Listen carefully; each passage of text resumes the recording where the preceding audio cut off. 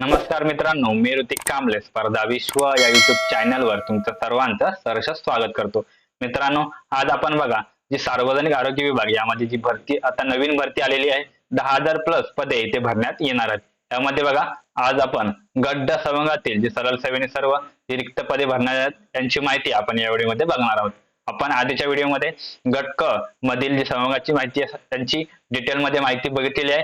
ती व्हिडिओ तुम्ही पाहिली नसेल तर या व्हिडिओच्या डिस्क्रिप्शन बॉक्स मध्ये त्याची लिंक दिलेली आहे, तिथे जाऊन तुम्ही ते पाहू शकता. तसेच आपण या व्हिडिओमध्ये फक्त जे गट ड मध्ये जे पद आहेत त्यांची माहिती बघणार आहोत. कोणती कोणती पदे आहेत, त्यांना वेतनमान किती असणार आहे, शैक्षणिक पात्रता काय लागणार आहे आणि अप्लाय कसा करायचा, अर्ज कसा करायचा याची संपूर्ण डिटेल माहिती आपण या व्हिडिओमध्ये बघणार आहोत.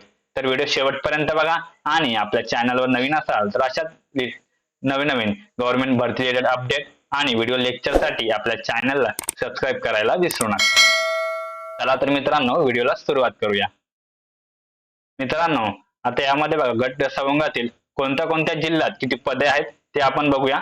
तर बघा, पहिलंच आहे ठाणे जिल्हा. ठाणे जिल्ह्यामध्ये 311 पदे गट ड मधून भरण्यात येणार आहेत. तसेच बाकी जे इतर आहेत, इतर प्रवर्ग आहेत, त्यातून 23 पदे इथे जे हंगामी कर्मचारी आहेत 50% यातून 2 पदे अशी टोटल मिळून ठाणे जिल्ह्यामध्ये बघा 336 पदे इथे भरण्यात येणार आहेत.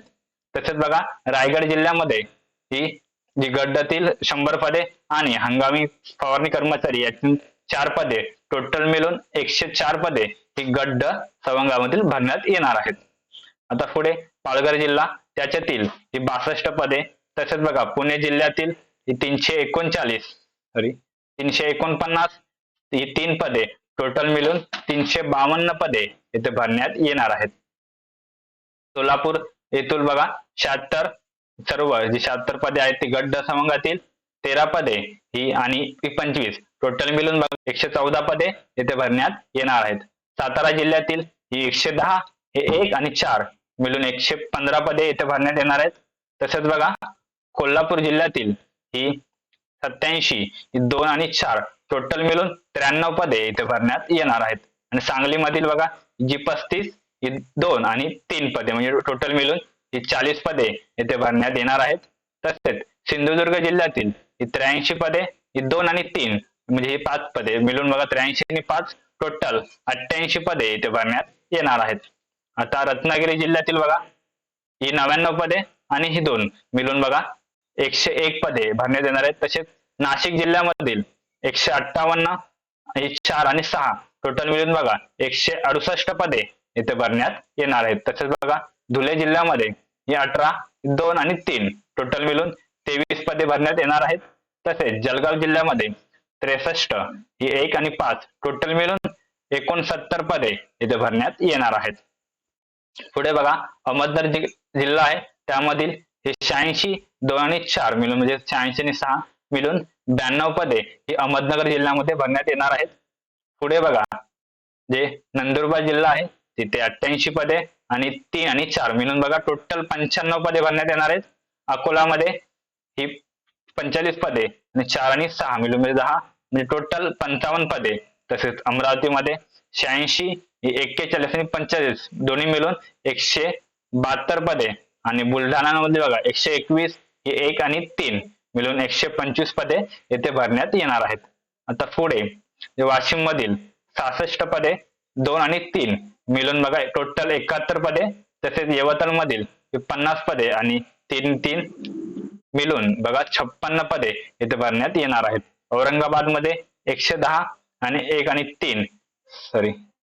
आणि 5 मिळून 116 पदे. तसेच परभणीमध्ये बघा 73 आणि 3 मिळून 76 पदे. तसेच जे हिंगोली आहे तेथे 74 पदे आणि 2 पदे मिळून बघा 76 पदे भरण्यात येणार आहेत. जालनामध्ये 58 पदे ही 1 आणि 3 टोटल मिळून 62 पदे. तसेच लातूर मधील बघा 45 2 आणि 4 मिळून बघा 51 पदे भरण्यात येणार आहेत. आता बीड मध्ये 91 पदे आणि 3 मिळून टोटल 94 पदे भरण्यात येणार आहेत. उस्मानाबाद येथे 77 1 4 अशी मिळून 82 पदे. नांदेड येथे 60 8 44 मिळून 112 पदे.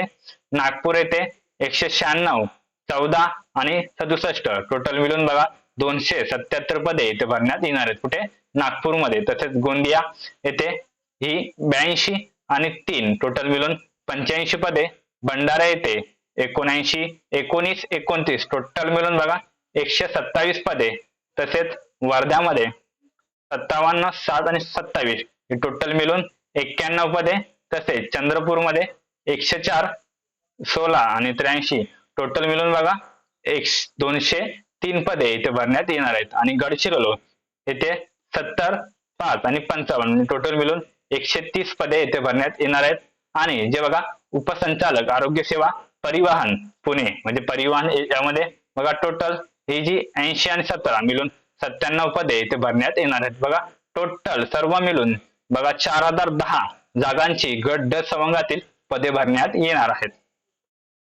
आता बघा ही जाहिरात खूप मोठी आहे. ती आपल्या टेलिग्राम चॅनलवर अपलोड केलेली आहे. टेलिग्राम चॅनलची लिंक या व्हिडिओच्या डिस्क्रिप्शन बॉक्स मध्ये तेथे जाऊन टेलिग्राम चॅनल ओपन करून ही जी पीडीएफ तुम्ही पाहू शकता. तसेच बघा आपण या व्हिडिओमध्ये फक्त यामधील जे महत्त्वाचे पॉइंट आहेत ते आपण बघणार आहोत. तर बघा तुम्हाला अर्ज कसा करायचा आहे, तर अर्ज ऑनलाईन पद्धतीने आरोग्य.महाराष्ट्र.gov.in या वेबसाईटवर जाऊन तुम्हाला बघा पदभरती 2023 ऑनलाईन अर्ज या लिंकवर क्लिक करायचं आहे.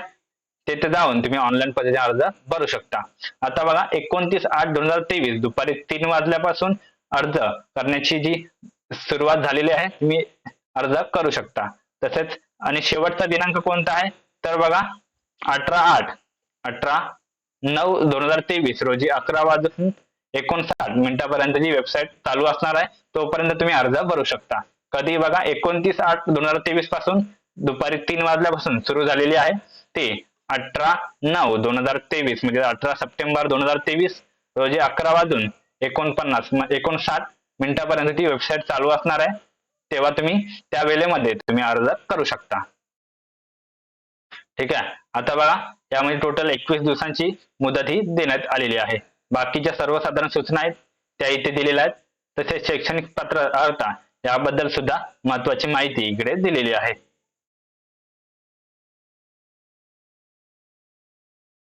इथे दिव्यांग उमेदवार यांच्यासाठी तसेच दिव्यांग उमेदवार याबाबतची माहिती आहे ती दिलेली आहे. तसंच बघा आता आपण पात्रता आणि वयोमर्यादा हे आपण इथे बघूया. तर बघा सुरुवातीला वयोमर्यादा तसेच तुम्ही भारतीयाचे नागरिक म्हणजे महाराष्ट्राचे तुमच्याकडे डोमासाईल असणे आवश्यक आहे. तसेच आता वयोमर्यादा बघा तर किमान म्हणजे मागासवर्गीय म्हणजे सर्वांसाठी किमान कमीत कमी 18 वर्षे तुमचे पूर्ण असले आवश्यक आहे सर्व जे जातींसाठी. तसेच बघा कमाल बाकीच्यांसाठी म्हणजे जास्तीत जास्त जे अमागास म्हणजे जे ओपन मध्ये येतात त्यांच्यासाठी 40 वर्षे, मागासवर्गीय आर्थिकदृष्ट्या दुर्बल घटक तसेच अनाथ यांच्यासाठी 45 वर्षे, प्रावीण्यप्राप्त खेळाडू जर खेळाडूमध्ये येत असाल तर 45 वर्षे, अंशकालीन कर्मचारी बघा 57 वर्षे, प्रकल्पग्रस्त, भूकंपग्रस्त, दिव्यांग उमेदवार असाल तर 47.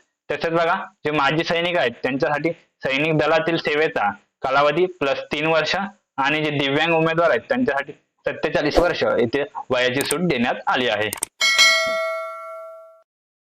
तसेच बघा जर तुम्ही दिनांक 24 व 31 ऑक्टोबर 2021 चे परीक्षार्थी शिथिलक्षम जे विद्यार्थी आहेत त्यामध्ये जर तुम्ही अप्लाय केला असेल तर तुम्हाला वया धक्क्याची म्हणजे तुमच्या वयाची मर्यादा पार झाली असेल तर बघा त्या उमेदवारांसाठी बघा दिनांक 3 मार्च 2023 च्या शासन सुमार वयोमर्यादा शिथिलता ही देण्यात येणार आहे. जर तुम्ही वय झाला असेल म्हणजे तुमचं वय जी आपली वयोमर्यादा आहे त्याच्यापेक्षा जास्त असेल आणि जर तुम्ही 24 आणि 31 ऑक्टोबर 2021 मध्ये जी परीक्षा झाली होती त्यामध्ये अर्ज केला असेल तर तुम्हाला तेथे वयाची शिथिलता देण्यात येणार आहे. तसेच बघा उमेदवाराचे वय हे दिनांक 18/9/2023 या दिवशी कॅल्क्युलेट होणार आहे. त्या दिवशी किमान तुमचे 18 वर्ष पूर्ण असणे आवश्यक आहे. तसेच बघा मराठीचे ज्ञान तुम्हाला असणे आवश्यक आहे. जे उमेदवार जे अप्लाय करणार आहेत त्यांना मराठी भाषेचे पुरेसे ज्ञान असणे आवश्यक आहे. तसेच उमेदवाराला नियमानुसार मराठी व हिंदी भाषेच्या परीक्षा त्याने अगोदर उत्तीर्ण केल्या नसतील तर निवड झाल्यानंतर उमेदवाराला एक मंडळाची मराठी किंवा हिंदी भाषा उत्तीर्ण आवश्यक राहील. परीक्षेच्या आयोगाने याबाबत माहिती दिलेली आहे. तसेच परीक्षेचे स्वरूप कसे असणार आहे ते बघा गट ड पदाकरता 100 प्रश्न असणार आहेत आणि त्यांचा गुण किती असणार आहे तर 200 गुणांची ऑनलाईन परीक्षा होणार आहे. म्हणजे 100 प्रश्न 200 गुण म्हणजे एका प्रश्नाला बघा 2 गुण ठेवण्यात येणार आहेत.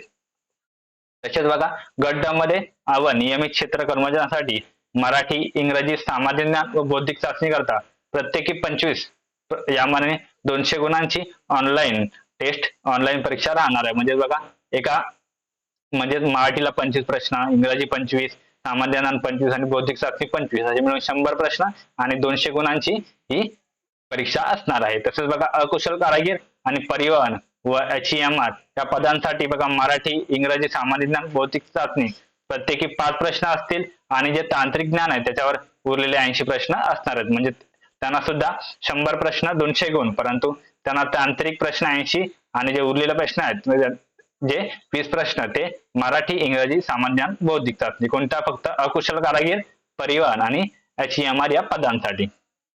निवड पद्धती तुम्हाला जी एक्झाम बेसवर असणार आहे त्या एक्झामवरच तुमचा ही निवड होणार आहे. आता परीक्षा शुल्क.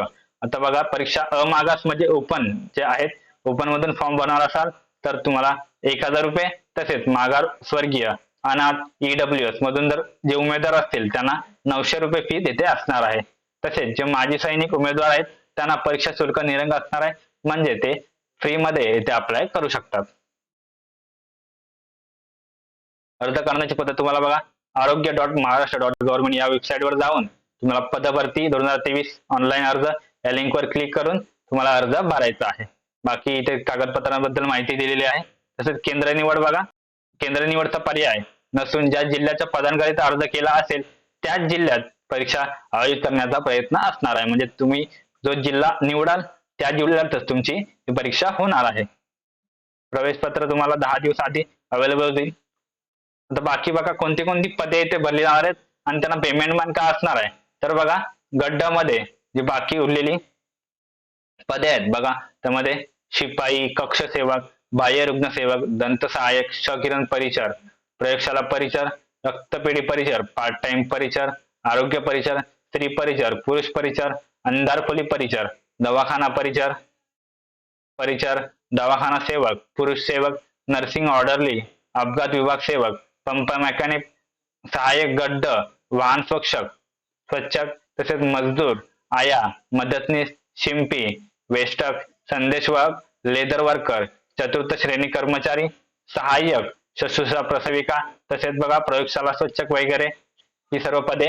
आणि तसेच पुरुष परिचर बघा आणि स्त्री परिचर यांच्यासाठी ही सर्व जी उरलेली वरची पदे आहेत ती गट ड या संवंगातून भरली जाणार आहेत.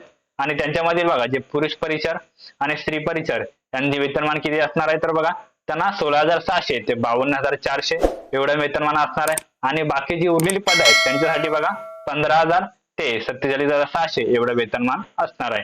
आणि ह्या सर्व पदांसाठी बघा कमीत कमी म्हणजे SS सेकंडरी स्कूल सर्टिफिकेट म्हणजे कमीत कमी 10वी पास असाल तर तुम्ही ही जी सर्व पदे आहेत येथे अप्लाय करू शकता. या पुढील बघा नियमित क्षेत्र कर्मचारी म्हणजे हंगामी फवारणी कर्मचारी यांच्यामधून त्यांना पेमेंट असणार आहे 15,000 ते 47,700 एवढं पेमेंट असणार आहे.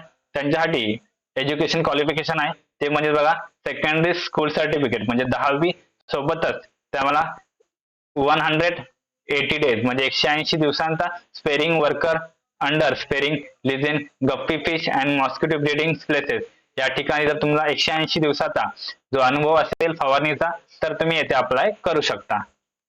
आता जे नियमित क्षेत्र कर्मचारी आहेत त्यांच्यासाठी बघा 15,000 ते 47,600 एवढं पेमेंट असणार आहे. त्यांना 10वी पास असणं तुम्ही आवश्यक आहे. 10वी पास असाल तर अप्लाय करू शकता. आता कुशल कारागीर परिवहन येथे यांच्यासाठी पेमेंट असणार आहे 15,000 ते 47,600 यासाठी बघा तुम्ही 10वी पास असणं आवश्यक आहे. सोबतच तुम्हाला त्या संबंधीचा जो ITI आहे तो ट्रेड म्हणजे NCTVT जी आहे त्याच्याकडून जे परमिशन असणारे ITI प्रमाणपत्र तुमच्याकडे असणं आवश्यक आहे. आता अकुशल कारागीर HEMR यांच्यासाठी बघा पेमेंट सेम असणार आहे 15,000 ते 47,600 त्यासाठी तुम्ही 10वी पास असणं आवश्यक आहे. सोबत बघा ट्रेनिंग अप्लिमेंट ट्रेड नेमली refrigeration and air conditioner or electrical or general electronics or instruments at the industrial training institute ITI किंवा or any other recognized institute याच्यामधून तुम्ही ते ITI ट्रेड असणं आवश्यक आहे.